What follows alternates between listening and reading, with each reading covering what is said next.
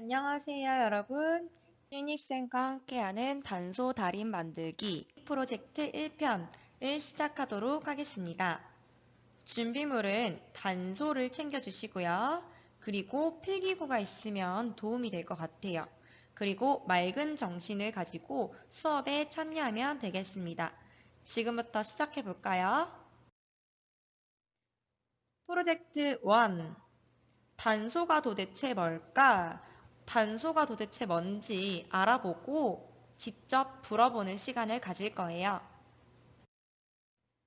단소라고 하는 건요, 짧을 단, 통소소, 자가 합쳐진 한자어예요. 짧은 통소라는 뜻이 있고요. 통소는 지금 사실상 현존하는 악기는 아닌데 단소처럼 생긴 피리류의 악기를 얘기를 하는 거예요. 그래서 통소보다 조금 더 작은 사이즈, 짧은 사이즈, 그거를 단소라고 얘기를 합니다. 단소는 우리나라 국악기 중에 하나고요. 관으로 이루어져 있기 때문에 관악기에 속합니다. 불어서 소리를 내고요. 단소는 대나무로 되어 있기 때문에 대나무로 만든 관악기로 분류합니다.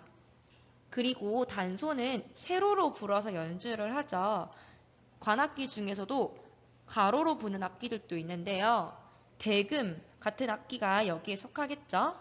하지만 단소는 세로로 부는 악기에 속합니다. 단소는 취구에 입김을 불어서 연주를 하는 거예요. 취구가 뭐냐면 입을 대고 부는 곳을 얘기를 하는 거예요.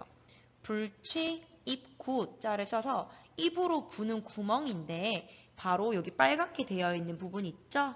알파벳 모양처럼 U자, 알파벳 U자 모양을 가진 모양이 특징입니다. 단소는 5개의 지공이 있어요. 지공이라고 하는 거는 손가락으로 막는 구멍을 얘기를 해요. 손가락 G자를 써서 손가락으로 막는 구멍을 얘기하는데 사진에 보다 보면 구멍이 하나, 둘, 셋, 4개밖에 안 보이죠, 여러분. 그런데 5개가 있대요. 나머지 하나는 어디 있을까요? 네, 맞아요. 바로 여기 뒷구멍이 있어요. 뒷구멍, 엄지손가락으로 막는 이 뒷구멍이 한 개가 숨어 있어서 단소는 5개의 지공이 있는 악기라고 말할 수 있습니다. 그리고 단소는요, 맑고 청아한 음색을 가지고 있어요. 소리가 굉장히 맑아서 연주하는 동안 굉장히 편안한 음색으로 들을 수 있고요. 단소는 줄풍류에 편성되는 악기 중에 하나라고 말할 수 있어요. 줄풍류라고 하는 것은요, 검은고, 가야금, 해금 등의 현악기가 중심이 되는 음악을 얘기를 하는 거예요. 우리가 풍류 음악이라고 하는 걸 혹시 들어본 적 있나요? 풍류 음악이라고 하는 게 뭐냐면 옛날에 선비들이 음악을 즐기고 향유했던 곳을 풍류방이라고 얘기를 했거든요. 우리 영화 같은 거 보면은 갓을 쓰고 멋진 선비가 가야금을 연주를 하면서 음악을 즐기는 모습 혹시 본 적 있지 않나요? 이렇게 방에 모여서 연주를 하기에는 작은 음색을 가진 악기들이 연주가 됐겠죠. 그 중에 가장 대표적인 악기가 바로 검은고, 가야금일 텐데 이렇게 검은고와 가야금은 우아하게 앉아서 뜯어서 연주하기 때문에 소리가 되게 작고 아름다워요. 줄로 만들어진 악기가 중심이 되는 음악이라고 얘기를 해서 줄풍류라고 얘기를 하는데 검은고, 가야금, 해금 등의 현악기가 중심이 되는 한편 단소는 선생님 관악기잖아요. 그쵸? 네, 맞아요. 관악기지만 이렇게 소리가 작고 맑고 청아한 음색이기 때문에 줄풍류에 같이 넣어서 연주를 해도 너무 잘 어울리는 거예요. 그래서 줄풍류의 편성을 같이 해서 연주를 합니다. 독주 악기로도 연주를 많이 하고요. 단소가 관악기지만 우리나라 관악기들이랑 같이 연주를 하면 소리가 단소가 그 악기들에 비해서 작기 때문에 묻혀버리기 쉽습니다. 그래서 음량이 비슷한 줄풍류랑 같이 연주한다는 점 여러분들이 알고 있으면 좋을 것 같아요. 프로젝트 2. 단소는 어떻게 연주할까요? 이제 연주하는 방법에 대해서 알아보도록 할 거예요. 단소 연주의 바른 자세를 같이 한번 보겠습니다. 요거는 교과서에서 안내하는 내용이기 때문에 선생님이 설명하는 부분을 조금 더 집중해서 들어줬으면 좋겠어요. 먼저 시선은 약 15도 아래를 향한다 라고 얘기를 합니다. 약 15도 정도 아래로 향하면 되는데 소리가 잘 안 나는 경우에는 이 단소 끝을 쳐다보는 게 좋아요. 왜냐하면 공기바람이 단소를 통해서 어디로 싹 빠지는지 직접 눈으로 관찰하면은 소리가 더 잘 나기 때문에 15도 정도 아래, 그러니까 단소 끝을 바라보는 것이 좋습니다. 그리고 허리는 곧게 펴고 몸과 단소는 약 45도를 유지한다라고 얘기를 하는데 지금 여기 사진에만 봐도 허리를 꼿꼿하게 곧게 펴고 있나요? 아니요, 꼭 그렇진 않아요. 그쵸? 이렇게 살짝 구분 형태를 가지고 있는데 여기서 말하는 곧게 펴고는 꼿꼿하게 펴고가 아니라 여러분들이 앉았을 때 편안한 자세, 그냥 이렇게 허리를 살짝 구부정한 자세라고 얘기를 해야 될까요? 그렇게 이렇게 편안한 상태로 연주를 하면 됩니다. 양팔은 살짝 벌려야 돼요. 겨드랑이가 몸에서 좀 떨어져야 돼요. 그래서 팔꿈치가 허리로부터 한 주먹 정도가 떨어져 있는 상태에서 양팔을 벌리고 손은 단소 위에 가지런히 놓은 상태로 연주하는 것이 좋아요. 손가락을 되게 힘을 꽉 줘가지고 연주하는 친구들이 너무 많은데 손가락에 힘을 편안하게 풀고 연주를 해야지 단소 소리가 납니다. 팔은 양옆으로 편 상태에서 단소의 위치가 치구의 중앙에 오도록 연주를 하는 건데요. 사람마다 입 모양이 조금씩 틀려요. 뭐 예를 들어서 교정한 친구들이 있기도 하고 아니면 입이 조금 돌출된 친구들도 있기도 하고 아니면은 좌우 대칭이 좀 안 맞아서 정중앙에 놓고 불면 소리가 안 나는 경우도 있어요. 그래서 그때는 취구, 그러니까 U자형 입을 부는 곳을 살짝 좌우로 조금씩 미세하게 돌리면서 자신에게 가장 잘 맞는 그 방향을 찾아서 기억하면 됩니다. 우리 모두 단소 연주의 바른 자세, 머릿속에 다 기억할 수 있겠죠? 바람을 아래로 모아서 불면은 소리가 잘 나는데요. 소리를 옆으로 퍼뜨리면은 안 나요. 그 바람을 취구로 가운데로 쫙 모아서 소리를 내야 돼요. 선생님이 부는 연주의 시범을 한번 여러분들이 보고 집에서 따라 연습해 보세요. 네, 여러분. 단소는 바람을 아래로 향해서 불면 되는데요. 먼저 단소를 불기 전에 이 페트병으로 연습하는 것이 좋아요. 페트병을 입술 아래에 가까이 대고 바람을 옆으로 퍼뜨리거나 위로 보내는 게 아니라 입술 바로 밑으로 보는 거예요. 그래서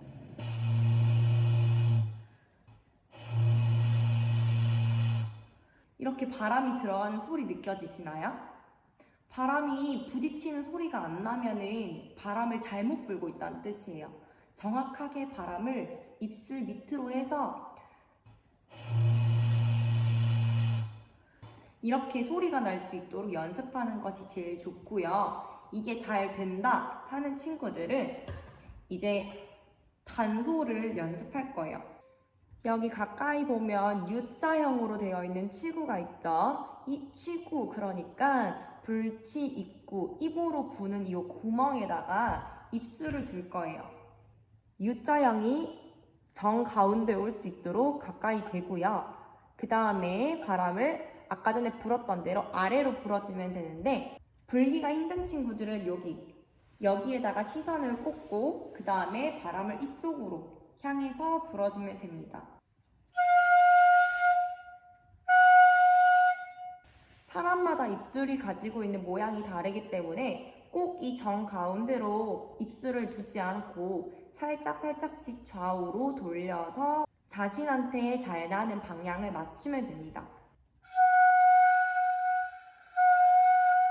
혹은 위아래로. 어느 순간 딱 잘 나는 그 포인트가 있죠. 그 포인트를 향해서 계속 집중적으로 불어주면은 여러분들이 잘 나는 그 위치를 찾을 수 있습니다. 프로젝트 3. 악보는 어떻게 보는 걸까? 여러분, 단소를 연주를 하려면 악보를 보고 부르겠죠, 그쵸? 그렇기 때문에 악보 보는 방법도 여러분들이 알아야 돼요. 그걸 한번 지금 배워볼게요.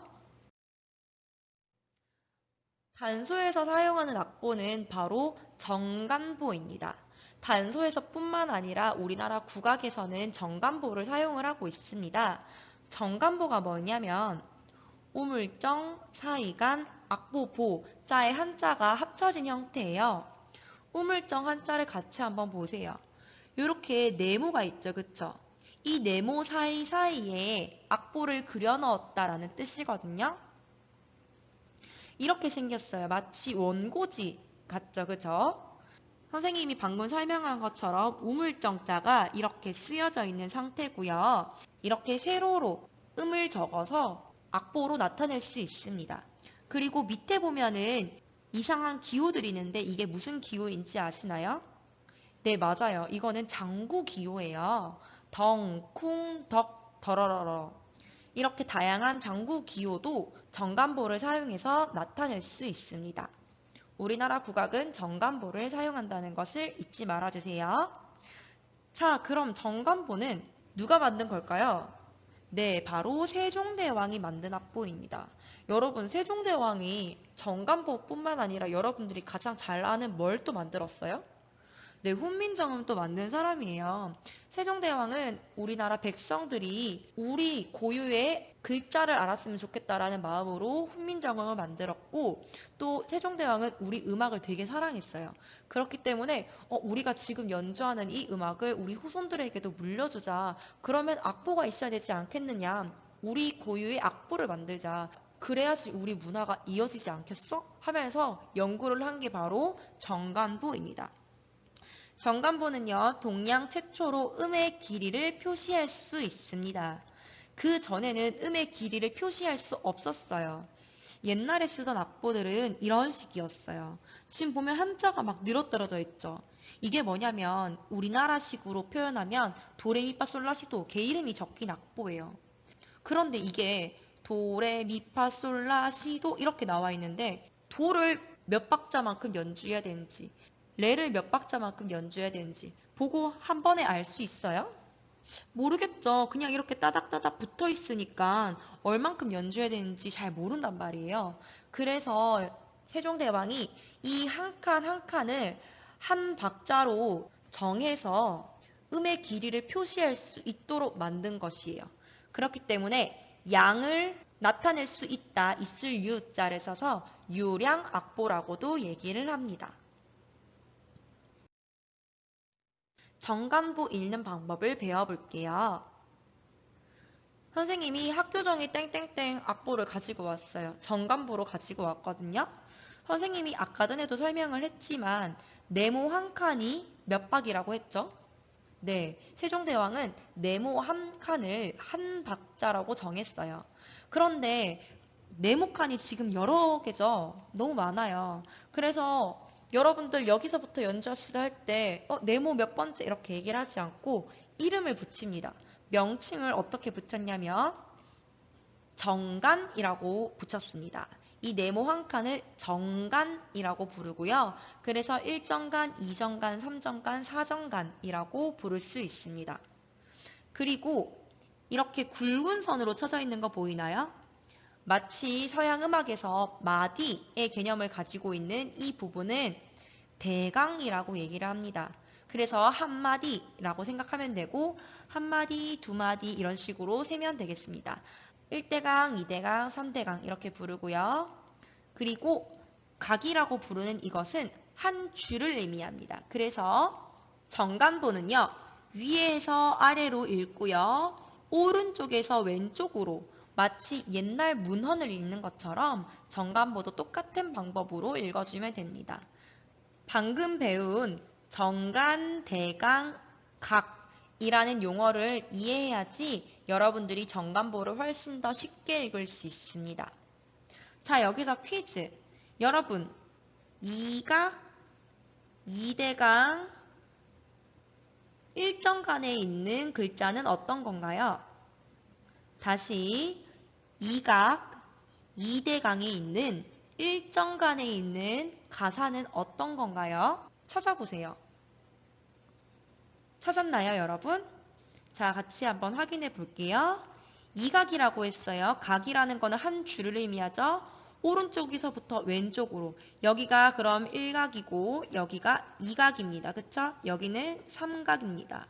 자, 2각이니까 여기를 뜻하고요. 2각에서 2대강이래요. 2대강은 마디를 얘기하는 거죠. 그쵸? 첫 번째 마디, 두 번째 마디. 그러니까 2대강입니다. 2대강에서 몇 정간? 1정간, 첫 번째 정간을 말합니다. 그래서 결국에는 이 부분을 얘기하는 거죠. 그래서 답은 땡땡입니다. 여러분들 정간보에서 사용되는 이 용어를 잘 익혀서 사용하길 바랍니다. 정간보 읽는 방법을 조금 더 자세하게 알아볼게요. 이번에는 박자와 관련된 내용들이에요. 선생님 이제 몇 각에서 몇 대강, 몇 정간이 어떤 건지는 알겠어요. 그런데 그 네모 칸에 있는 하나가 한 박이라고 얘기했는데 여러 개가 들어가면 어떻게 연주해야 되나요? 라고 생각할 수 있기 때문에 선생님이 자세히 알려줄게요. 자, 요거는요. 1정간이 한 박입니다. 그쵸? 한 박, 여러분 어떻게 음표로 나타내서 표시할 수 있나요? 그렇죠. 한 박짜리 까만 머리에 기둥 꽂힌 사분음표가 한 박입니다. 그쵸? 네모 한 칸이 한 박이라는 걸 기억하고 선생님 근데 두 개가 들어갔어요. 여러분들 이 한 박을 두 개로 나눠서 쪼개서 하나로 만들려면 그렇죠. 이렇게 나눌 수 있겠죠. 그래서 반박짜리 두 개, 그러니까 8분음표 두 개를 만들어주면 됩니다. 8분음표 두 개를 꼬리대로 각자 그리지 않고 이렇게 연결해서 나타낼게요. 세 번째는 1, 2, 3이 세로로 나와 있어요. 그쵸? 가로로 나와 있으면 이거를 두 개로 빡 나누면 되는데 세로는 이렇게 나눠야 된단 말이에요. 이럴 경우에는 어떻게 하냐면 일단 1, 2, 3 음이 3개죠. 그럼 일단 그려요. 3개를 그리고요. 이 3개가 동일하게 한 박으로 나눠져 있죠. 이 3개를 한 박으로 어떻게 나누냐면 그냥 이 3개를 한 박으로 그려주세요. 그 다음 어떻게 하냐면 꼬리를 연결해 줍니다. 그러면 이거는 그렇죠. 8분음표가 3개가 합쳐진 거기 때문에 원래는 한 박 반이 맞는 건데 이거를 한 박으로 합법적으로 만들어주는 방법이 있습니다. 바로 숫자 3을 쓰고 이렇게 묶어주는 거예요. 이거를 우리는 셋 있다는 표라고 얘기합니다. 셋 있다는 표라고 하는 건요. 음표 3개가 공평하게 박자를 나눠 갖는 것을 얘기를 하는 거예요. 8분음표 3개를 숫자 3이라는 애로 묶어주면 이 3개의 음을 따따따 이렇게 한 박 동안 공평하게 나눠서 연주한다는 뜻을 가지고 있어요. 그래서 이렇게 나타내면 되고요. 다음은 1, 2, 3, 4 이렇게 나왔어요. 이거 아까 전에 반으로 뚝 자르면 되는데 여러분들 정간부에서는 읽는 방법이 어떻게 된다고요? 오른쪽에서 왼쪽으로 그리고 위에서 아래로 악보를 읽는다고 했죠. 그런데 이 네모 한 칸 안에서는 우리가 읽는 현대식으로 읽으면 돼요. 그러면 말 그대로 지금 숫자가 쓰여져 있는 순서대로 읽으면 됩니다. 1, 2, 3, 4 왼쪽에서 오른쪽으로 그리고 가로로 그냥 우리가 현대식으로 읽어주면 됩니다. 정간보 내에서는 한 칸 한 칸 내에서는 우리가 평소대로 읽는 그 스타일대로 읽으면 됩니다. 자, 그러면 이걸 음표로 어떻게 나타내냐? 일단 음이 몇 개? 4개예요. 그래서 4개 그려요. 일단 4개를 그리고요. 이 4개를 한 박으로 다 공평하게 나누려면 네, 맞아요. 하나 이렇게 해서 모여서 만들어지겠죠?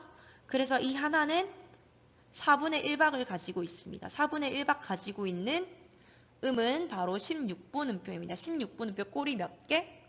2개입니다. 그렇기 때문에 이 모두 다 2개를 가지고 있는 거라서 이렇게 전체를 묶어서 꼬리 2개를 그려주면 됩니다. 자, 그 다음 1, 2, 3, 4예요. 아까 거랑 마찬가지로 지금 세 구역으로 나누어졌죠. 그리고 두 번째 구역은 이렇게 위아래로 나눠졌어요. 그럴 경우에는 아까 전에 사용했던 셋 있다는 표가 다시 적용됩니다. 일단은 음이 4개니까 4개 그릴게요. 4개를 그리고요. 그 다음에 1, 2, 3, 4가 어쨌거나 다 한박으로 나타나야 하기 때문에 똑같이 3으로 묶어는 줍니다. 그런데 아까 거랑 똑같이 하나, 둘, 세 구역에서 나눴는데 두 번째 구역이 또 2개로 나누죠. 그쵸? 그렇기 때문에 이 2개는 더 짧게 나눠서 연주를 하기 때문에 2번, 3번은 꼬리를 하나 더 추가를 해줍니다. 그래서 1, 2, 3, 4 이렇게 해서 음표로 나타내어 보았습니다. 정관보 읽는 방법을 지금 음표로 나타내니까 좀 더 많이 헷갈릴 거예요. 국악을 서양식 방법으로 이렇게 나타내서 어렵다고 느낀 거지 여러분들이 직접 보면서 연주하면은 훨씬 쉽다고 느껴질 거니까 읽는 방법에 대해서 그냥 큰 틀만 이해하고 있으면 됩니다. 너무 큰 부담 갖지 마시고요. 오늘 배웠던 내용들을 잘 기억하면 되겠습니다.